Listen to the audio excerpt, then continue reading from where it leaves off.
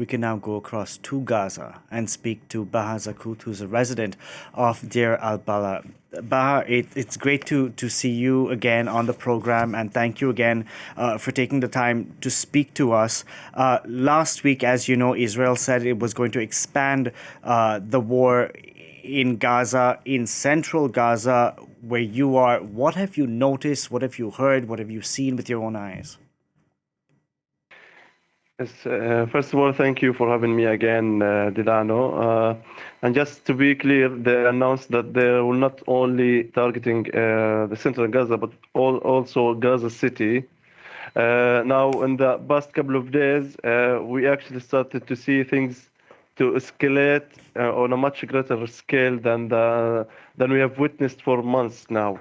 The situation is very difficult, and we continue here bombardments all the time. We continue here shooting from drones all the time in central Gaza, and even in Gaza City, the situation remains very, very risky, and the death toll is increasing by the minute. And what yesterday, and I know today, we had countries airdropping food in that area. I know you and I have spoken about airdrops last week and how it's dangerous, and it doesn't really solve the problem of starvation and hunger on the ground. What are you doing for food? How are you getting by? In the past week, they are allowed some of the private sector trucks to enter some food, certain items of food, not all food, into Gaza, but still, the prices are still beyond the reach of the Palestinians. There are limited items of food allowed to be entered.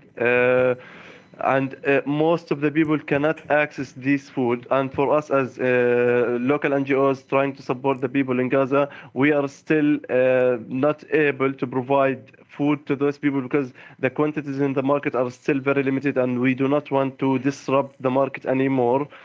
So the situation is still very critical for most of the people, especially the most vulnerable groups such as people with disabilities, elderly, the children, and people with chronic diseases.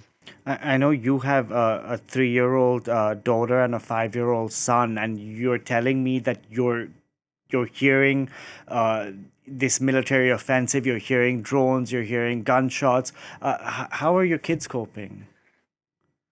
Uh, and it's very, very difficult. And just yesterday, when we was because now the situation in Gaza, it's not, we do not suffer only from the bombardments and from the shooting, Delano. We suffer from the heat. The heat in Gaza is suffocating. We have no electricity, as you know, no cooling, and one of the biggest problem is the insects that swarm constantly to all houses in Gaza. Now, because of this, and because of the constant shooting from the drones and from the quadcopter, we have to remain indoor, which poses different challenges, different difficulties, and threats to our children.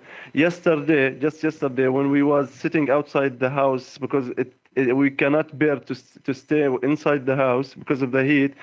There was a nearby quadcopter that started shooting, so we rushed quickly into the house and closed all the doors and the windows just to feel a little bit safe, although it's not safe at all because it can easily enter from any crack in the house.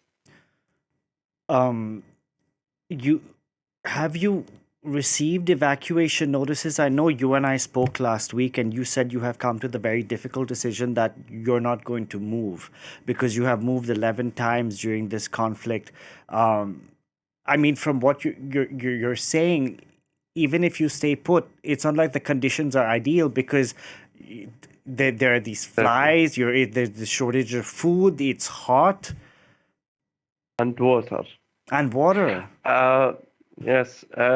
Unfortunately, I have no other choice. The only choice that I did now, I discussed with my parents because my parents are still in Gaza City, and the threat there is very, very huge. So we discussed that they will move to central Gaza and stay together, and our only option is to die together. This is the only option that we have. We cannot move anywhere.